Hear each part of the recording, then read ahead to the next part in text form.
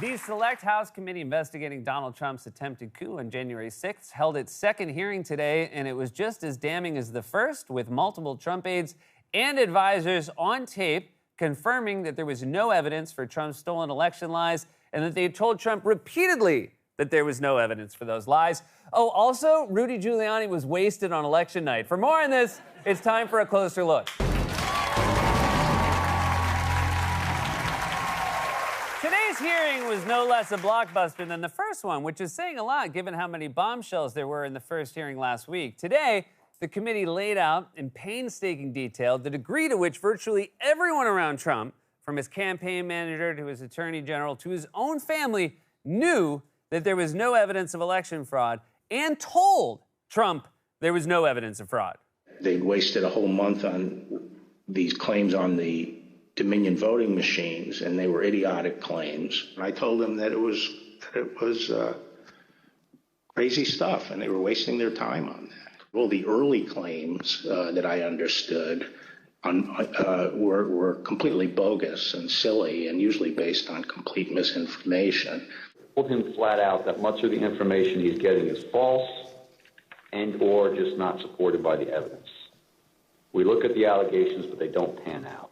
So this wild claim is thrown out, which, on its face didn't seem, realistic or possible to me.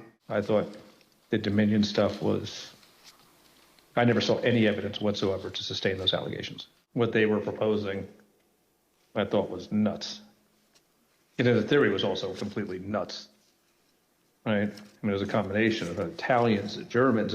Different things have been floating around as to who was involved. I remember Hugo Chavez and the Venezuelan. I told him that the stuff that his people were shoveling out to the public was bullshit. That the claims of fraud were bullshit. Of course it was all bull. It's like Trump asked for a story that explained why he lost, and his team said, how much time do we have to come up with it? And he said, 3 seconds. And they said, a dead Venezuelan dictator teamed with an election software company and the governments of Italy, Germany, and China to stuff fraudulent ballots into suitcases and shopping carts? Oh, that's good. You guys are worth every penny. Actually, sir, you don't pay us. Exactly.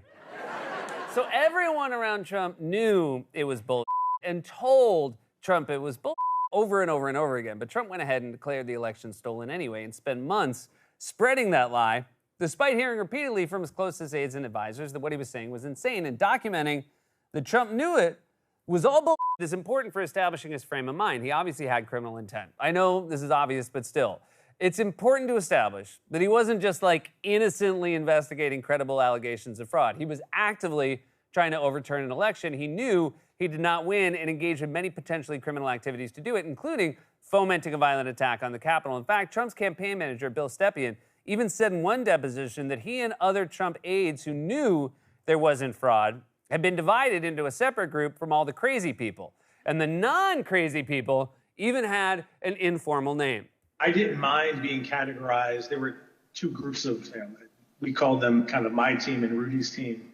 I didn't mind being characterized as being part of Team Normal, as reporters, kind of started to do around that point in time. That's right. They were known as Team Normal. Now, I could tell you the specific names of the people who were supposedly on Team Normal, or I could just tell you that none of them look like this. Hey, I'm here for Team Normal tryouts. Actually, I'm sorry, Team Normal's full. Be honest, was it my eyes?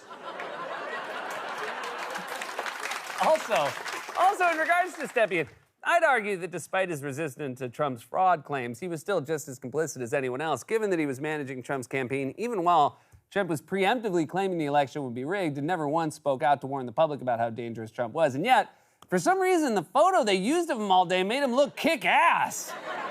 Look at my man's so-called life in it Claire Danes style. God, so cool that she grew up to be in the CIA. And whatever happened to that other guy? Ah! Fun fact, they put him on Team Normal before Rudy. Either way, Trump obviously decided to go with Rudy over Team Normal. Now, early in her opening statement, Congresswoman Liz Cheney teased that the hearing would touch upon Rudy's role in the attempted coup when she said this. You will also hear testimony that President Trump rejected the advice of his campaign experts on election night and instead followed the course recommended by an apparently inebriated Rudy Giuliani to just claim he won and insist that the vote counting stop, to falsely claim everything was fraudulent. I mean, that is brutal. It's embarrassing to have a member of Congress announce on live television that you were visibly drunk. I mean, I've been visibly drunk on TV before, but it's for entertainment. Never once during any of my day drinking episodes have I ever said to my guests, hey, you want to do a coup? But let me make something perfectly clear. If Rihanna had suggested it, I would have been down at the Capitol in a heartbeat. Now, when Cheney said Rudy was inebriated, I thought, damn, that's embarrassing, but I guess that's the end of that. What I could have never imagined in my wildest dreams was that it was just a tease for what was coming up, because it turns out a significant portion of the hearing, bolstered by witness testimony, focused on former Mayor Giuliani, an attorney to the President of the United States, being blitzed out of his mind. Were you in the White House residence during the sort of past midnight into the early morning hours of November 4th? Yes, oh sure, it went over beyond midnight, yes. Do you remember Rudy Giuliani being at the White House on election night and into the early hours the next morning? I do. What do you remember about when he came? He was, I had heard that he was upstairs, in that aforementioned reception area. And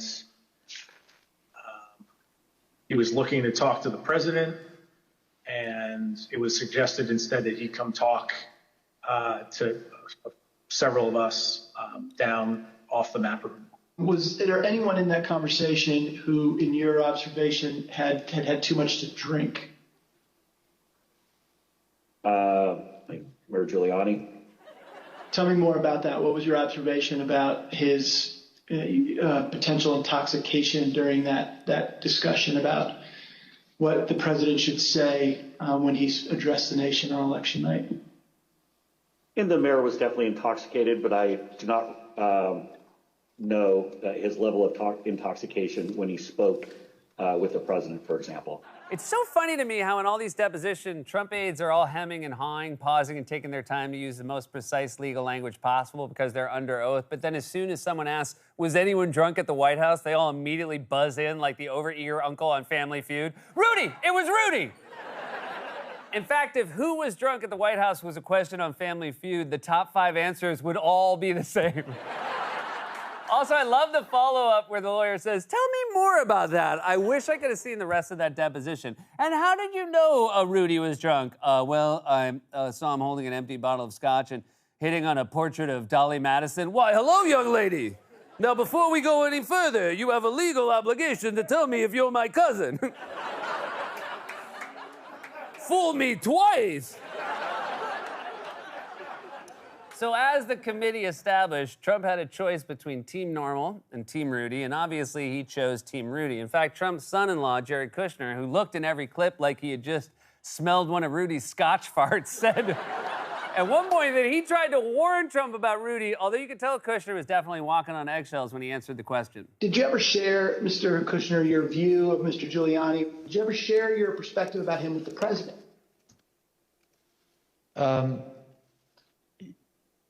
I guess,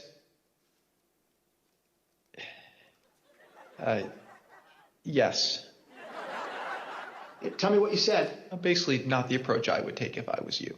Okay. And how did he react? How did President Trump react when you shared that view with him? We said, I have confidence in Rudy.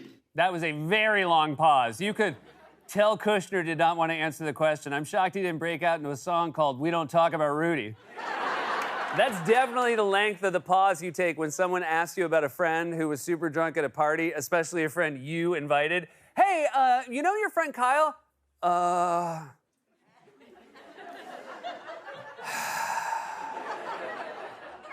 Yeah. He just did a cannonball in the pool with all his clothes on and told everyone if they didn't do a Jell-O shot with him, he'd have them arrested. Yeah, but so what? Well, it's a kid's birthday party. So today's hearing was laser focused on disproving the big lie and showing the public that everyone around Trump, except for the drunk and/or crazy people, thought the fraud claims were insane and told Trump those claims were insane. And here's a key point. A lot of people are watching these hearings, so proving that Trump was both full of and knew he was full of is important because a big question going into these hearings last week was whether people would watch. Republicans and right-wing media personalities, for example, were invested heavily in the idea that no one would watch because they had better things to do, but they were wrong. An audience of at least 20 million people watched the first primetime hearing in the ballpark of television events like a big Sunday night football game or the Macy's Thanksgiving Day Parade. And I'm not surprised the hearing got Thanksgiving parade ratings since so many of Trump's inner circle look like they could be balloons. Oh, look, kid, it's the Mike Lindell balloon. Oh, stop crying. It's not him. It's just a balloon. Oh, wait. Okay, I actually do think it actually might be him.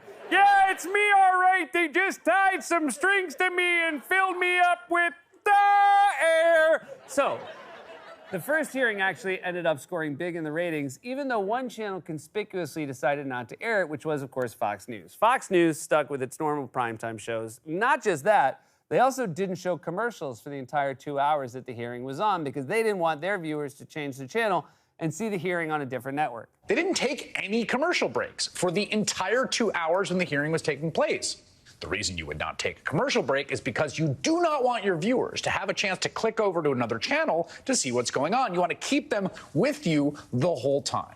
Last night, Fox News eliminated 2 hours of commercial breaks at the cost of, I don't know how much money, thousands of dollars, all to keep their viewers' eyes away from the truth that was airing on every other news network in the country. Think about that. They were so desperate to keep their viewers from seeing the hearing that they cost themselves money by not airing commercials. You know how many Acorn stair lifts they could have sold?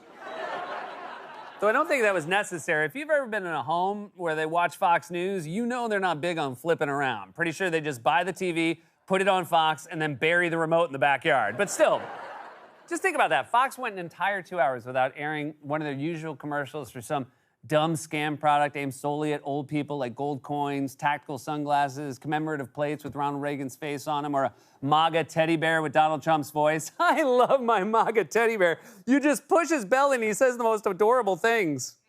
Then they did dumps. They call them dumps, big, massive dumps.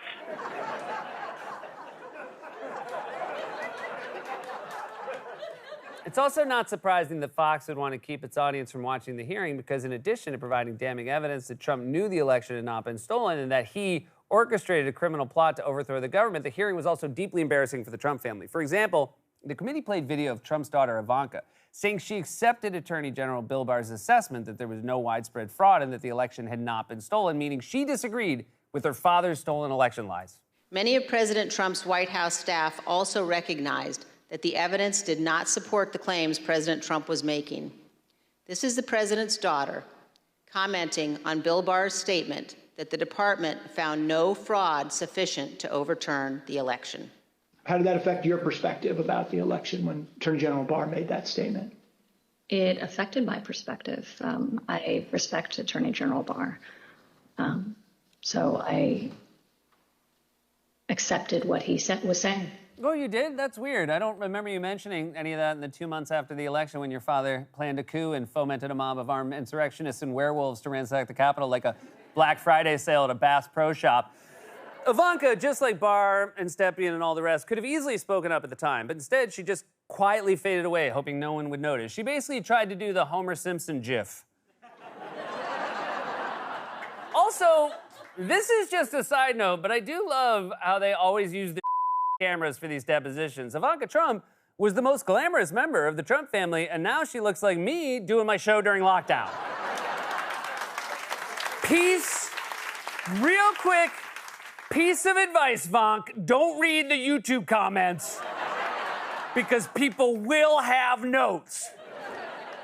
But the most predictable part of Ivanka saying she agreed with Barr was that her own father threw her under the bus by responding the next day on his social media site where he essentially said she had no idea what she was talking about. Trump is downplaying his daughter's involvement, writing on his Truth Social platform, Ivanka Trump was not involved in looking at or studying election results. She had long since checked out and was, in my opinion, only trying to be respectful to Bill Barr and his position as Attorney General. He sucked. Even with his family turning on him and millions of people watching nationally televised hearings describing his mental fragility, Trump still has a way with words. Mr. Barr was derelict in his duties. No, that's too wordy. Let me think. When the moment called for courage, Mr. Barr failed to answer. No, that's not quite right. Oh, it's on the tip of my tongue. He sucked. That's it. These hearings have, so far, been powerful, effective, and well-produced. They've painstakingly proven that Trump and the people around him knew what they were saying was a brazen and dangerous lie, and that the riot was not just some impulsive incident. It was part of a detailed plan orchestrated by Donald Trump to stage a coup and overturn the election. Trump's team tried to tell him the truth, but he refused to accept it. Meanwhile, Rudy saw a drop of scotch left at the bottom of the bottle and was so desperate to get it out. He sucked.